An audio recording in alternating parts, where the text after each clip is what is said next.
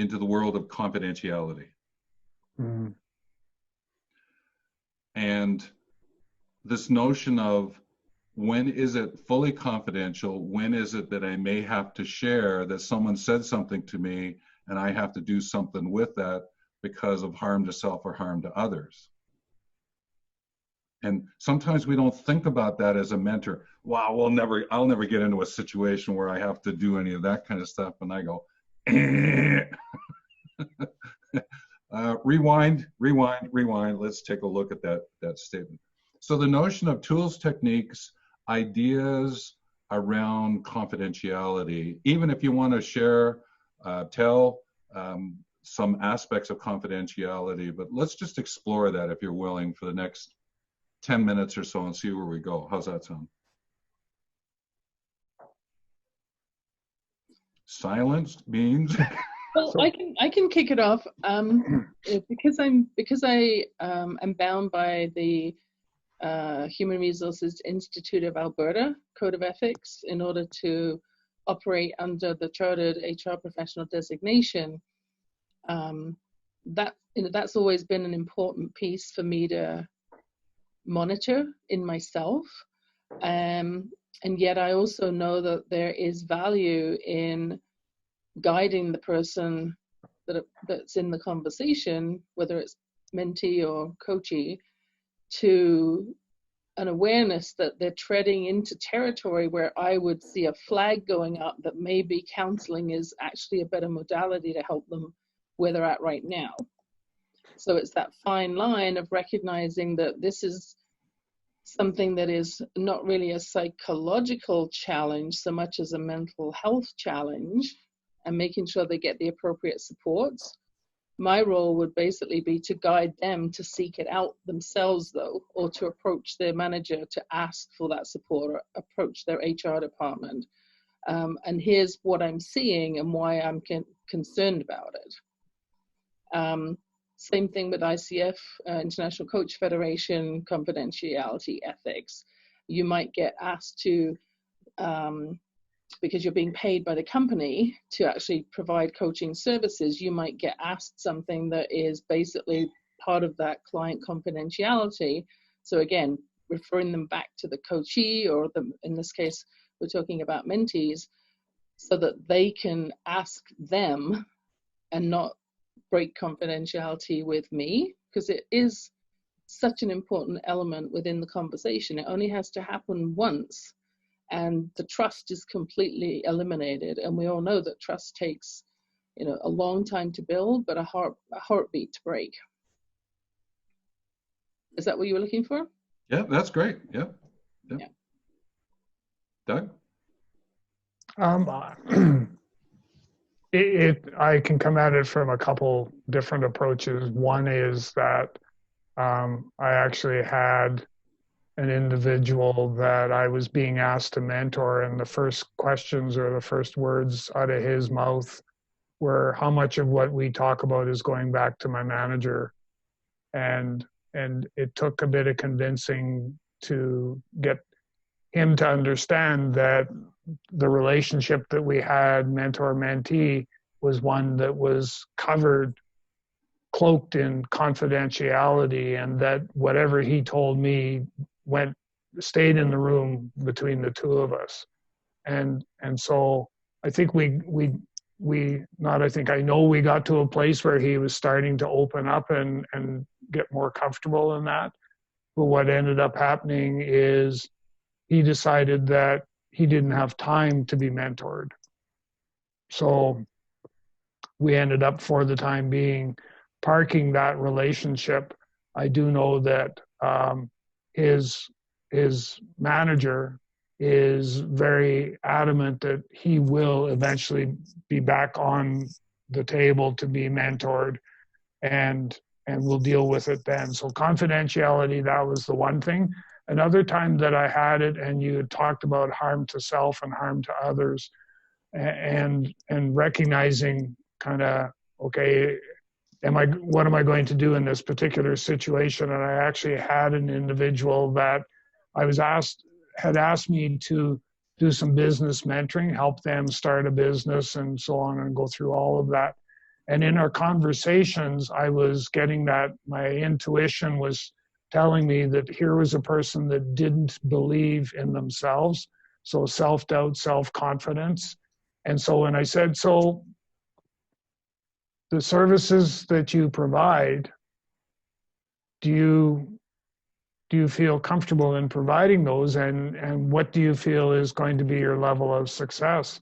And the response I got back was one that was no self-esteem, no confidence. And so when I turned around and I said, you know, how are we going to be able to market what you offer if you don't believe in those services yourself? And anyhow, to make a long story short, I did some more exploring and I found out that she was dealing with some mental health issues. She had severe trauma as a child growing up. She was seeking professional help. She was going for all kinds of therapy and counseling and all of that. And it was all wrapped up for her so that all of that was being provided. But the one thing that was missing was somebody that would just listen and hear what she was experiencing and would stand beside her no matter which path she chose to take. And that was the role that the mentor had. And we did that with the understanding that there was that, once again, that cloak of confidentiality, that she could feel comfortable sharing with me whatever she wanted to, but it stayed between us and wouldn't be shared, you know, obviously by name. I wouldn't go and say whatever her name was. You know, I wasn't going to say, well, this is what this person's dealing with and all of that. So confidentiality for me is a cornerstone to effective mentoring, to what it is that we do. It's something that is it's not a maybe, it must take place. And I have a responsibility as a competent mentor to make sure that number one, I address it, and number two, I make sure that confidentiality is part of our relationship. Yeah. And I think that as someone who's just getting into these kind of conversations, it's perhaps easy to take the thinking that, oh, because my client is paying me to do this, I therefore owe them the obligation of sharing everything. No, it's a triad. And by helping the person have the confidence to take the issue, if it is an issue between them and their sponsor who's paying for the services, to help them learn how to have those conversations is something that they'll never forget. And so that is of significant value to the organization anyway, because they're learning. Yeah. If it's a case of self-harm, then, and the person hasn't, and I've asked or suggested that they take this to, maybe they have an EAP session or, explore it, and they haven't taken action on it, then I would, in good conscience, I would be bringing up the fact that I'm concerned and I'm worried, and therefore, we have to either sever the relationship or we're going to have openness about the conversation that there are certain things I need to take forward, which is an ethical boundary and a health concern. And the fact that they know I'm going to be taking it forward and have a chance to comment on it before that happens, that's basically protecting them from themselves. Hasn't happened very often, though. Yes. One is all you would need. Yeah. Yeah. Sets up a different world for yourself.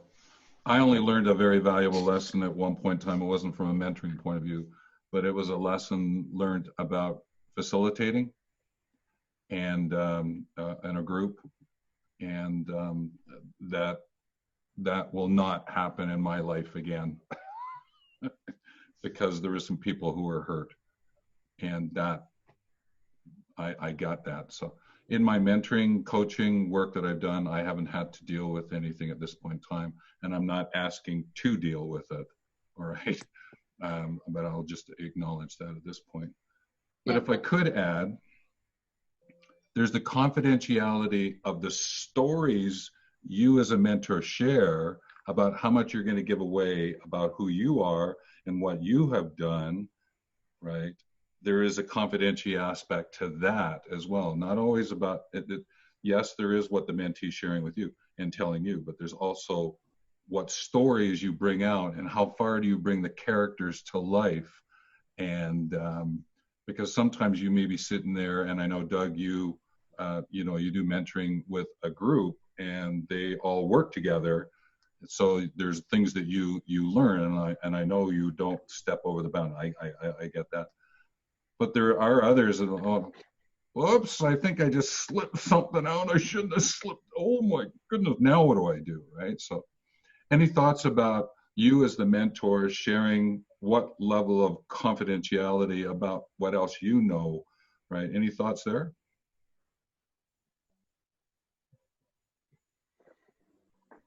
Well, one thing I would comment on is, having gone through